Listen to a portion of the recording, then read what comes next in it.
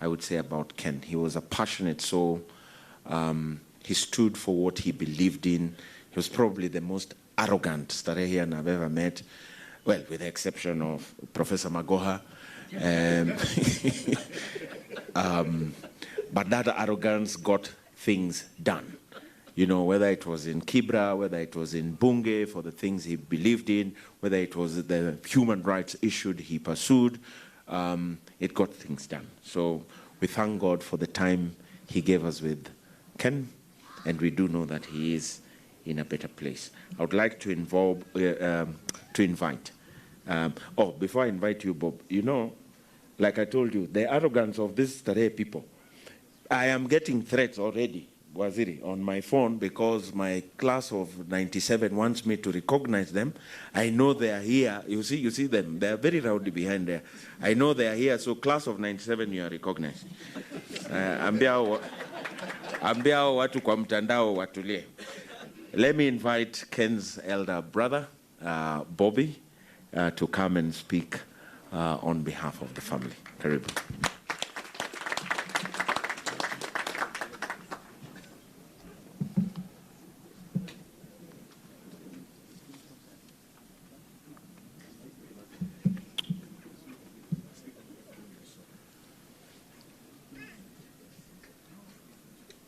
In the interest of time, I'll be very, very, very brief this evening, but allow me to first and foremost recognize a very, very special gesture here this evening. The very old flag of this institution is at half-mast. I'm not sure whether a lot of you have recognized that, but that flag right there is at half-mast in recognition of a great fallen son of this great institution.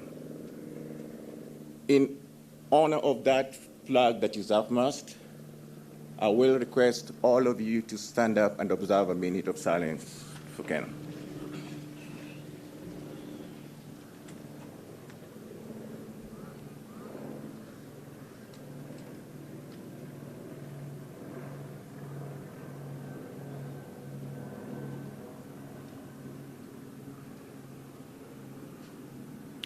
Thank you. You may be seated.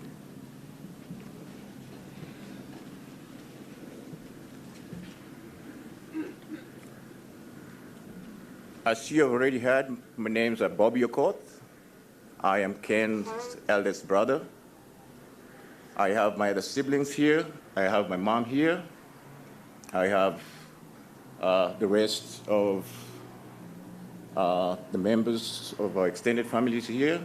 I have friends and relatives. As I come before you this evening, I would like to recognize the presence of the honorable members of parliament who are colleagues to Ken Okoth, members of the civil society, members of the diplomatic corps, distinguished guests, Ken's proud class of 1995, other OSS members, members of the clergy who are present this evening,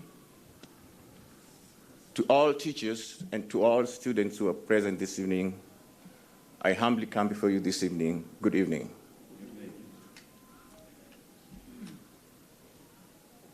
I will not repeat everything that has been said this evening or during this ceremony. A lot of you who have followed Ken have followed his works, have followed his background, have followed his education, have followed his career, and everything else that he has done during the 41 years of life that God granted him.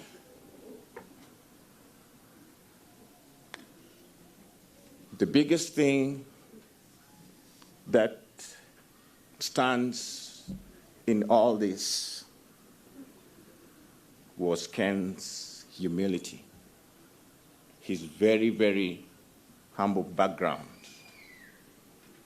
Born on January 7th, 1978,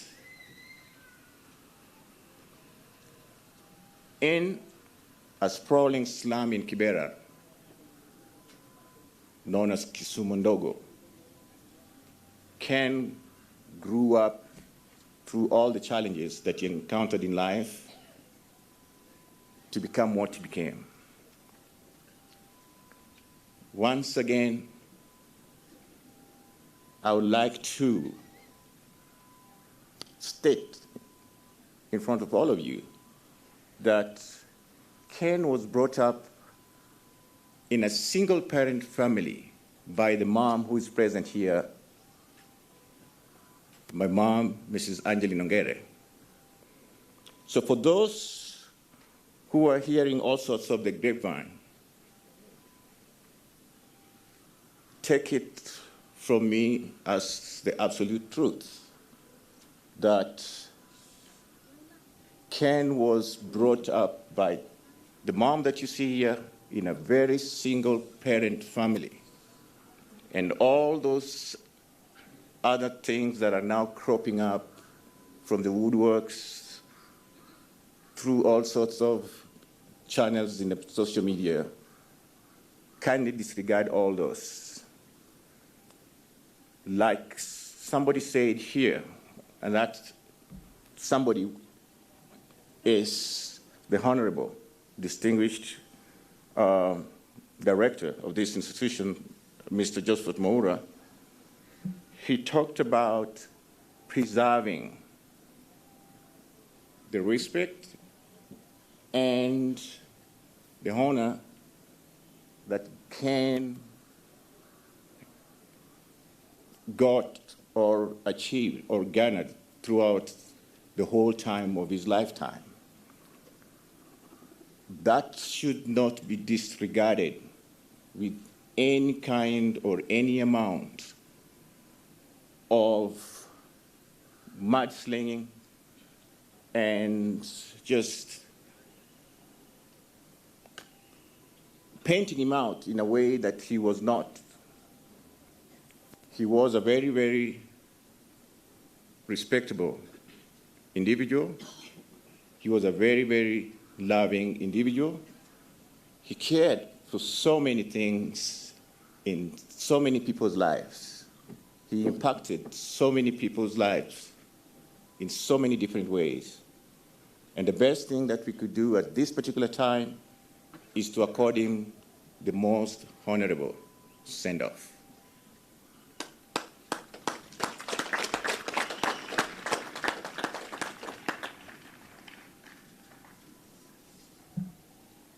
My family is very grateful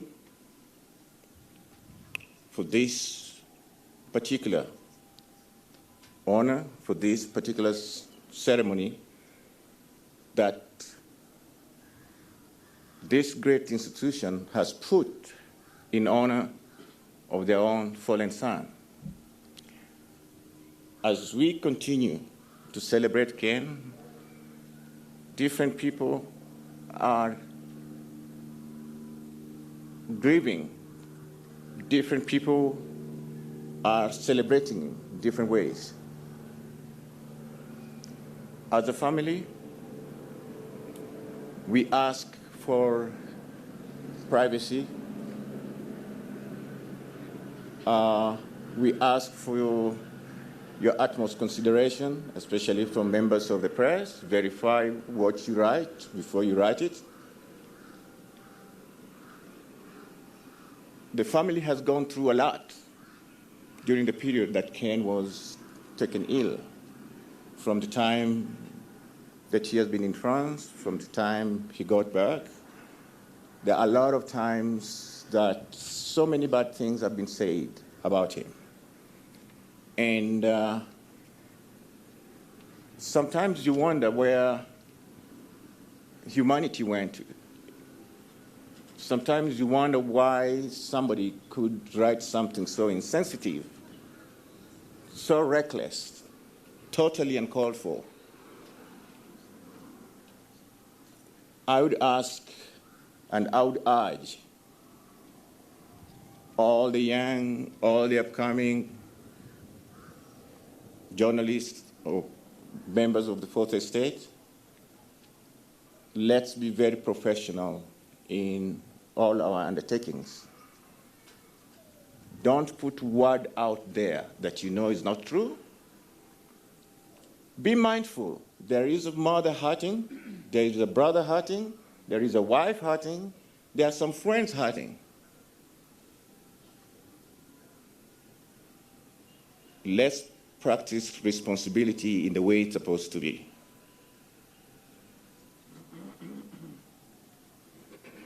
I'll finish by saying my family is very, very grateful to all the various groups, to all the individuals. There are so many of them, I could not possibly name them here one by one, but I would want to acknowledge certain members of the Parliament that took their time to visit with Ken in Paris when he was really needing a shoulder to lean on. I would like to acknowledge